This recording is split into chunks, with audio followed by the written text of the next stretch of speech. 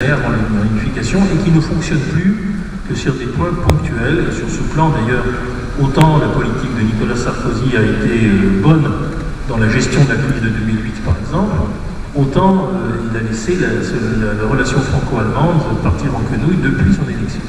Et maintenant, je constate qu'il est d'une autre idée. Or, entre-temps, la dérive des continents s'est opérée. Il y a un géographe américain, Joel Kotkin, qui fait un peu trop de l'abus de PowerPoint, de simplification abusive. Mais enfin, il a présenté une nouvelle carte du monde avec les différentes régions du monde. Et il a isolé en Europe ce qu'il appelle l'ANS, c'est-à-dire l'Allemagne et son environnement immédiat, les Pays-Bas, la Scandinavie, l'Autriche, la Suisse alémanique. C'est vrai que cet ensemble est une région en monnaie forte qui réussit à exporter des produits de haute valeur technologique et qui donc, comme cela a été dit précédemment, parvient effectivement à un redressement spectaculaire en privilégiant l'exportation sur toute autre activité. Il y a une deuxième Chine au fond, mais bien plus prospère au cœur de l'Europe, c'est l'Allemagne. Et par rapport à cela, France, mais aussi l'Angleterre, pour ne pas parler des pays méditerranéens, M. Kotkin classe dans la zone de l'Olivier, c'est pas flatteur pour lui, c'est du Portugal à la Grèce, passant par l'Italie berlusconienne, eh bien, ils sont un peu dans une situation d'apesanteur devant cette stratégie économique que, bien sûr, nous pourrions nous inspirer un peu. J'entends bien tout ce qu'il dit sur la classe moyenne allemande, le Mittelstand, qui exporte des machines-outils, qui exporte des petites choses. J'ai rencontré un descendant du prince de Bismarck qui avait inventé une machine à rouler les cigarettes, fait fortune en Chine avec cela. Bon, c'est bien pour la famille Bismarck, mais bien sûr, la France peut aller dans ce sens-là, pas si facilement que ça. Et la consommation intérieure en France reste beaucoup plus importante. Alors, dans ces conditions, devons-nous devenir allemands? Un peu, mais nous devons bien sûr, et je répète les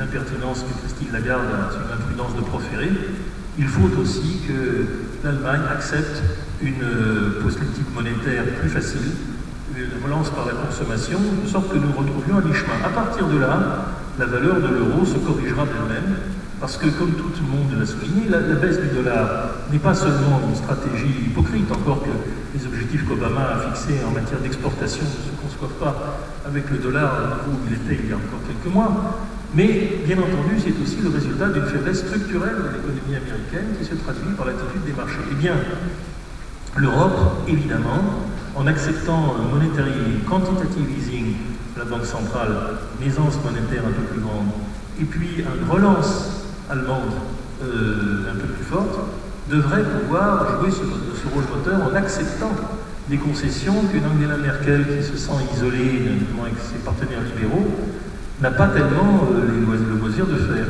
C'est pourquoi je reviendrai sur une histoire franco-allemande qui est absolument décisive, sur une identité remarquable qui a commencé entre Giscard d'Estaing et Helmut Schmidt. Le couple franco-allemand marche particulièrement quand il y a un homme de gauche d'un côté, un homme de droite de l'autre.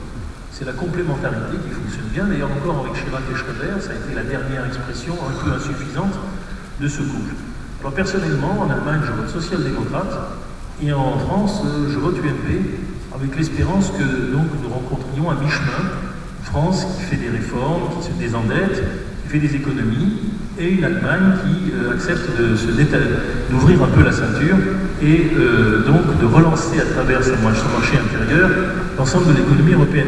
C'est beaucoup plus vite dit que ce sera fait.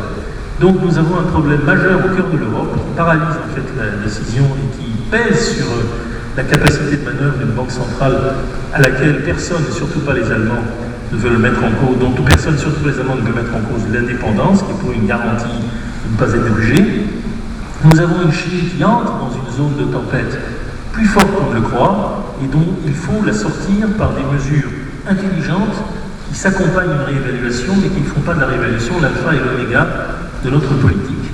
Et nous avons enfin un soutien formidable des investissements dans toute la région sud de la planète, dont le Brésil, mais aussi l'Afrique du Sud et certainement l'Inde sont les vitrines, mais qui ne peut se concevoir elle-même qu'avec une réévaluation de leur monnaie en déplace du ministre des Finances Guido Mantega, parce que l'entrée massive de capitaux sous la forme d'investissements directs, qui sont évidemment la caractéristique du développement brésilien d'aujourd'hui, suppose bien sûr que le réal s'apprécie dans des limites compréhensibles, mais cette appréciation est inscrite dans les succès même de cette région du monde, et ce n'est pas compris parce que cette théorie de la monnaie, qui est parfaitement expliquée dès le son traité par Keynes, n'a pas toujours atteint les oreilles des économistes locaux et encore moins des responsables politiques.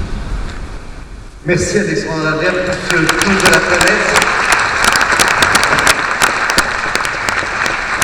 On va revenir sur certains points à travers les nombreuses questions qui me sont déjà parvenues par écrit, et vous pouvez continuer encore au cours de cette période de questions et de réponses à remplir des fiches et à envoyer des nouvelles questions à nos intervenants.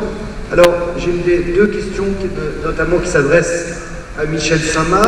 Comment les États pourront-ils rembourser leurs dettes? La seule solution, n'est-ce pas, le retour de l'inflation? Une explication, par exemple, à la hausse de l'or qui irait faire 17 personnes anonymes à $2000 l'once. Oui, c'est la solution de facilité, c'est la solution qui historiquement a prévalu lors des précédents drames qui étaient les dettes qui explosaient. Mais ces dettes explosaient, je le rappelle, à l'issue ou bien de la Révolution française, c'était les assignats, ou bien la guerre 14-18, où il y a eu une inflation galopante, il y a eu aussi cela après la